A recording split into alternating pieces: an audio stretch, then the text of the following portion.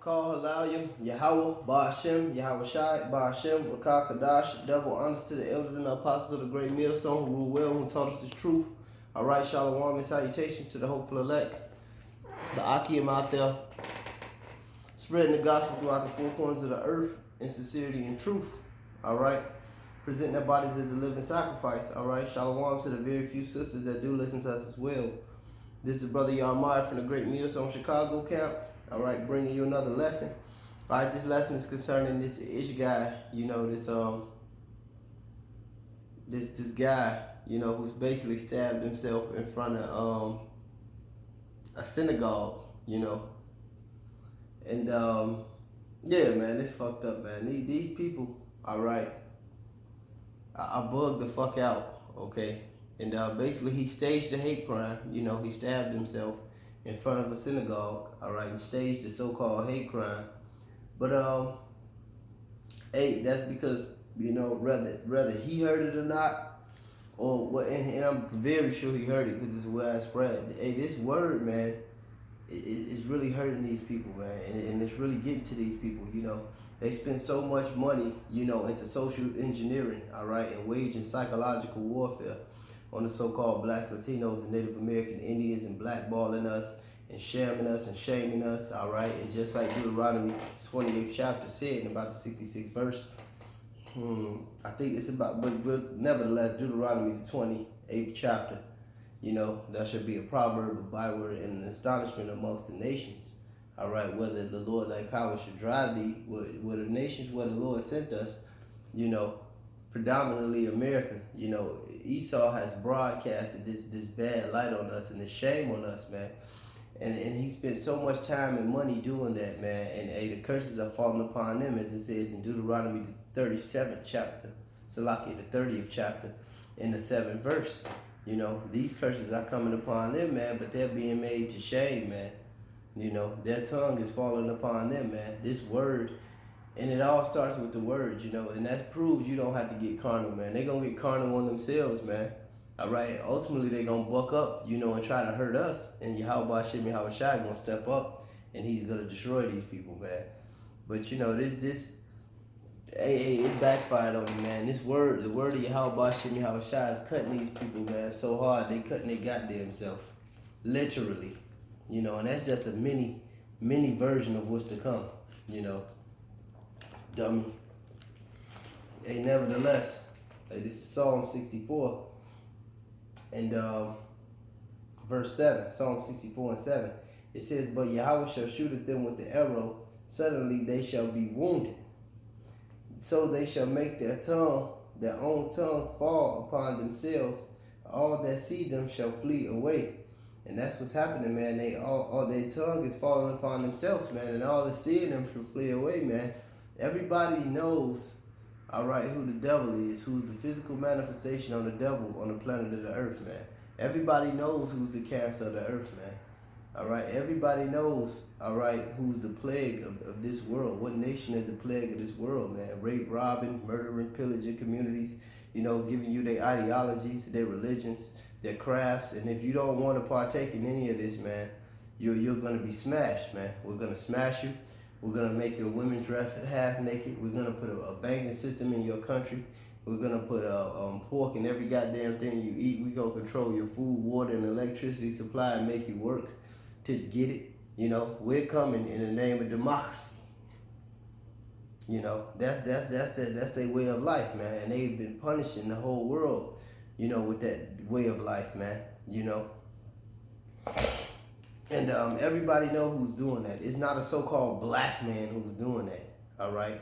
Because they blackballed us and labeled us as that. It's not a so-called Latino or Native American man. The Israelites are not doing this to people. The only people that the Israelites are harming is their damn self because you put them in the condition to do it, you know? You economically castrated them.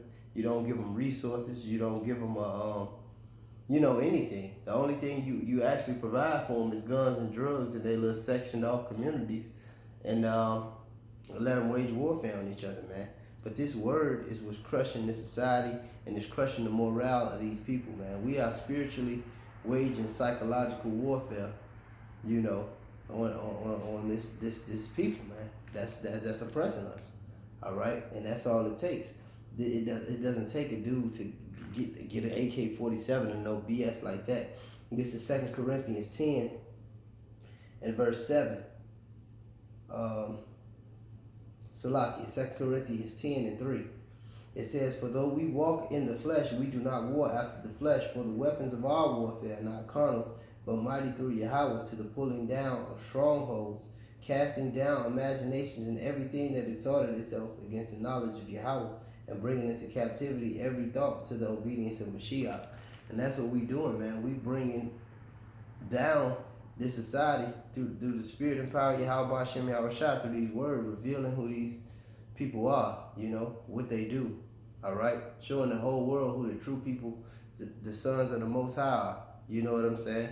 Our laws, statutes, and commandments. Our Jeremiah, what's that? No, that's Job 8 and 8. The search of our fathers. You know what I'm saying?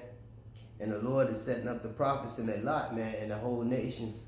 Everybody's seeing this, man. But this is all it takes is us to come back into our heritage, man. And it's lights out for this society, man. And our rulership will be here. Well, not in America, but on the earth. Not America is going to be totally wiped out. And you have to be a jackass not to see that,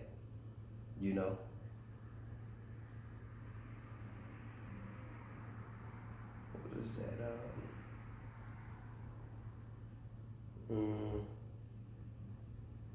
God, this is 2 Thessalonians 2 and 8, just going back into how this word, exposing them. This is 2 Thessalonians 2, and I'm going to start at 7. It said, "For the mystery of iniquity doeth already work. Only he who now letteth will let until he be taken out of the way. And then shall that wicked be revealed." And the wicked is being revealed through the spirit and power of Yahweh Hashem Yahushua by his word, and they're hurting themselves, man. "Whom Yahweh will consume with the spirit of his mouth and will destroy with the brightness of his coming." And that's what he's doing, man. He's destroying them with the brightness of his coming, man. Starting with this word, man. And ultimately it's going to be the chariots, the nukes, and everything the Lord has in store for the downfall of this place. But it starts with this word, man, because this word is really what hurts, man. It doesn't hurt a damn so-called white person. It doesn't hurt them to see a Negro marching down the street with a gun. They like that, man. That's their fight, man. They masters of weaponry, man. It goes back to his blessing in the book of Genesis, the 25th chapter. That was his blessing, man. He's a master of picking up a weapon, man. That's why he mastered the art of giving it to you niggas to cut your own damn heads off, man. It upsets him to see us coming back into this truth, man, and our heritage, man, and exposing him, man. This is upsetting, man. He spent years, time, money, everything to crush us, man, and separate us from the Most High. Hey, but now, the Lord put the Spirit on us, and he got this word out here, man, and he got them hurting themselves, man. All right? And, yeah, man, he got them out here going at it, man. They can't sleep on their beds at night, man. Because we know that we wrestle not against flesh and blood, but against spiritual wickedness in high places, all right? And if you wrestle not against flesh and blood, you can't fight with flesh and blood weapons, man. You have to fight with the Spirit, man. That's why right after that, in that book of Ephesians, say what? Put on the whole armor of Yahweh. And it talks about what? The sword of the Spirit, which is this word right here. This is Hebrews 4 and 12. It says, "The word of Yahweh is quick and powerful and sharper than any two-edged sword, piercing even the dividing of the asunder of the soul and spirit and the joints and marrow, and is a discerner of the thoughts and intents of the heart." All right, and the Lord, Yahweh Bashim Yahushua, knows the thoughts and intents of everybody's heart, man. Every single living being, man, no matter what nation, whatever, he knows this, man, and he knows how to hit them, man.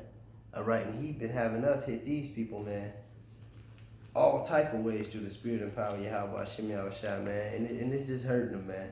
It's hurting them so bad that they got to stage false flags, phony events, and all type of BS, just to sham us and hazard our lives, because we have hazarded our lives by presenting our body as a living sacrifice and getting out here handling this business, all right, pursuant to the book of Acts, all right, but Hey man, they can't take it, man. They set up events where they hurt their damn self, man.